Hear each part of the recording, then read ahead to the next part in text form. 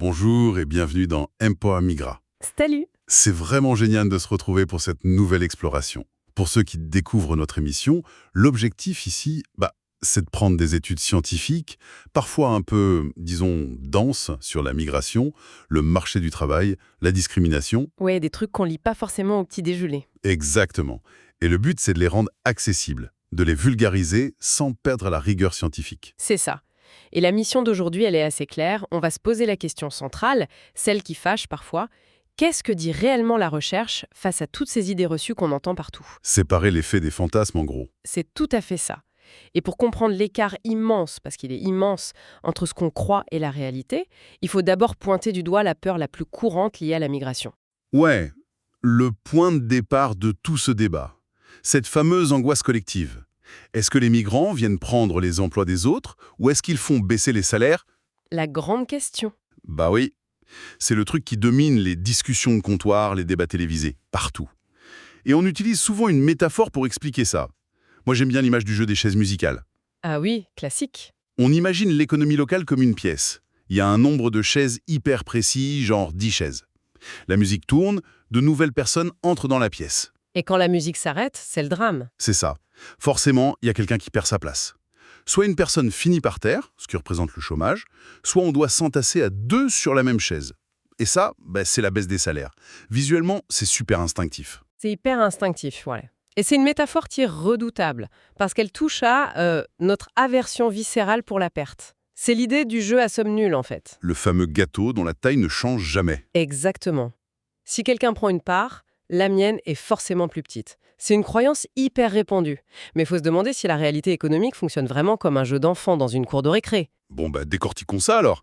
Parce que le récit populaire, l'hypothèse classique qu'on entend tout le temps, elle s'appuie sur une espèce de théorie économique de base. Souvent citée à tort, d'ailleurs.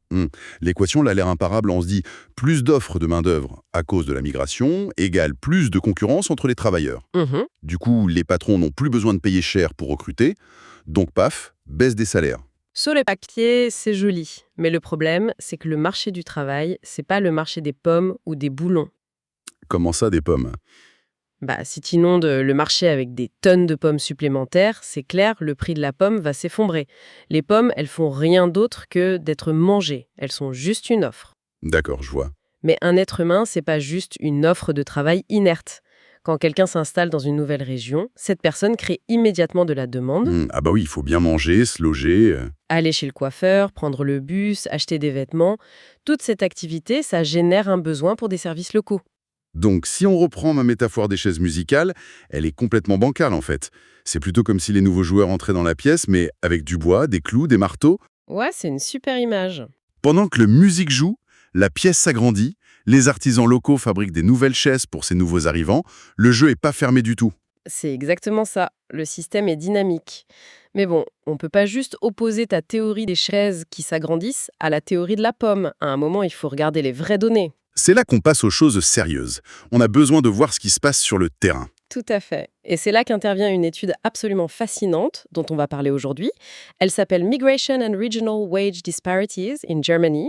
Elle a été publiée en 2016 par une chercheuse qui s'appelle Tanja Fendel. De l'Institut IAB en Allemagne, c'est bien ça, hein? Oui, l'Institut de recherche sur l'emploi et la formation, très pointu. L'objectif de son étude, c'est vraiment de savoir si, concrètement, la migration influence les salaires régionaux en Allemagne. Et le choix de l'Allemagne, c'est juste le cas d'école parfait. Surtout pour la période qu'elle étudie, entre 1998 et 2009. Pourquoi tu dis ça? C'est un laboratoire à ciel ouvert. Les disparités entre l'Est et l'Ouest étaient encore béantes à cette époque. Je veux dire, pour donner un ordre d'idée à notre audience, les écarts sont fous. Dans l'Est, genre dans le Mecklembourg-Poméranie occidental, Ouais, au nord? les salaires horaires stagnaient autour de 7 €. Et en même temps, à l'Ouest, dans les gros bastions industriels comme le Bade-Württemberg, on dépassait les 15 € de l'heure. Le double, en fait. Plus du double, hein. Dans le même pays, avec les mêmes lois, la même monnaie. Et le chômage, pareil, moins de 5% en Bavière contre plus de 20% dans certains coins de l'Est. C'est énorme. C'est pour ça que les données de cette étude sont si précieuses. Elle s'appuie sur des trucs hyper robustes. Sans rentrer dans un jargon pas possible, elle utilise deux énormes bases de données. D'abord l'INCAR, pour tout ce qui est indicateurs régionaux sur près de 100 régions. Genre la densité de population, ce genre de choses? Ouais, la structure industrielle, les coûts immobiliers, tout ça. Et ensuite, elle croise ça avec le panel socio-économique allemand, le SOEP. Et ça, c'est génial parce que c'est longitudinal. Ça veut dire qu'on suit les mêmes personnes sur plusieurs années? Exactement. Pendant toute la décennie, on regarde l'évolution réelle de leur fiche de paie. Et le gros point fort, c'est que l'étude sépare bien les choses. Elle met pas toute la migration dans le même sac. C'est-à-dire? Elle distingue la migration strictement interne, les Allemands qui changent de région, de la migration étrangère, et elle isole même les travailleurs frontaliers. Ah ouais, très précis. Mais attends, il y a un truc qui me chiffonne quand tu expliques la méthode. Dis-moi. C'est un peu le défi intellectuel du truc. L'histoire de la poule et de l'œuf. Comment la chercheuse, avec toutes ces données, elle peut savoir si c'est la migration qui modifie les salaires? Mais tout l'inverse. Bah oui, on sait bien que les hauts salaires attirent les migrants. Si Munich paie super bien, les gens y vont. Donc, on pourrait voir plein de migrants à Munich et des hauts salaires et conclure bêtement que les migrants font monter les salaires. Alors que c'est Munich qui est attractive à la base. Exactement. C'est comme voir plein de parapluies ouverts dans la rue et dire « Regardez, ce sont les parapluies qui font tomber la pluie ». Ah, j'adore l'analogie du parapluie. C'est ce qu'on appelle, en termes très barbants, le biais de simultanéité. Les variables s'influencent en même temps. Et comment elle filtre ça, du coup? Avec des modèles dynamiques. On appelle ça l'estimation GMM. En gros, au lieu de regarder une photo fixe, le modèle calcule la trajectoire que la région aurait eue de toute façon, en se basant sur son passé. D'accord. Et ensuite, il isole l'écart exact au moment précis où un afflux migratoire arrive. Ça permet d'effacer mathématiquement l'attractivité de base de la région pour garder que l'effet pur de la migration. Ah ouais, c'est hyper costaud comme filtre. Du coup, ça donne vachement de poids au résultat. Et alors, la grande révélation. Eh bien, ce qui est fascinant ici, c'est que les résultats cassent complètement le mythe. L'effet de la migration sur les salaires est infime, mais vraiment microscopique. Mais dans quel sens? Négatif? Même pas. Quand on prend la balance migratoire globale, donc en incluant la migration étrangère, l'effet à long terme est très légèrement positif. Attends, positif? Genre, ça fait monter les salaires? Oui, très légèrement. Les chiffres exacts de l'étude, c'est pour une hausse de 10 points de pourcentage du solde migratoire, le niveau de salaire augmente de 0,0107%. D'accord. Faut qu'on traduise ça pour que ce soit concret. Si on prend un salaire de base de, disons, 2000 euros, Ouais, 0,0107%, ça fait genre 20 centimes. c'est ça. C'est à peu près 20 centimes. Donc on est d'accord, c'est pas ça qui va payer tes prochaines vacances. C'est sûr. C'est pas une explosion de richesse. Mais la nuance cruciale, le vrai truc à retenir, c'est que le chiffre n'est pas négatif. La théorie de l'effondrement des salaires, elle n'existe pas dans les faits. Ça remet tout en perspective.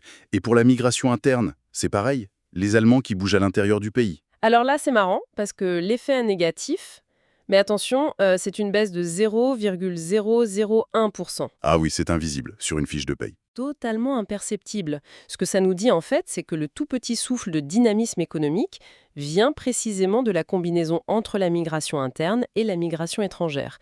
Les arrivants internationaux apportent sûrement des compétences complémentaires qui stimulent l'économie locale.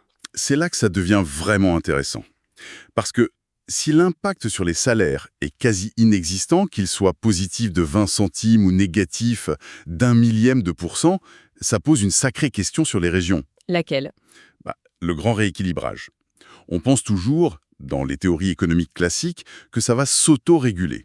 Les gens vont quitter les régions pauvres à 7 € de l'heure pour aller dans les régions riches à 15 € et hop, ça va lisser les inégalités sur tout le territoire. L'illusion de l'autorégulation. C'est ça. Sauf que ça n'arrive pas. Non, ça n'arrive pas. Et l'étude le prouve. La migration, ça fonctionne pas comme un mécanisme d'ajustement magique. Mais pourquoi? Si on propose le double de mon salaire à 500 bornes, j'y vais, non? Bah, tu serais surpris.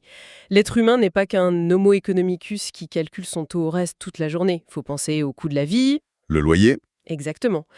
Gagner le double à Munich, si ton loyer est multiplié par 3, mathématiquement t'y perds. Mais c'est pas que financier. Il y a la famille, les amis. C'est vrai que si t'as besoin que tes parents gardent les enfants le mercredi, Bah voilà, ce soutien social, ça n'a pas de prix. Et puis il y a l'attachement à sa région, le boulot du conjoint, tout ça fait que la migration seule, elle ne peut absolument pas compenser les déséquilibres structurels d'un pays. Les inégalités, elles persistent. c'est fou quand on y réfléchit. Alors, qu'est-ce que tout cela signifie? Parce qu'il y a un décalage monumental, là, Entre quoi et quoi ? entre les données et le débat public. Si l'impact de la migration sur les salaires est si dérisoire, voire légèrement positif, pourquoi est-ce qu'on n'entend parler que de ça à la télé? Pourquoi ce discours alarmiste est aussi puissant alors que les données disent le contraire? Cela soulève une question importante, ouais. C'est presque plus de la psychologie que de l'économie à ce stade. Ah oui? Bah oui, la réalité économique, elle est hyper complexe. T'as des migrants qui arrivent, certains sont qualifiés, ils augmentent la productivité, d'autres deviennent des consommateurs, ils vont au resto, ils stimulent la demande, tout ça s'imbrique.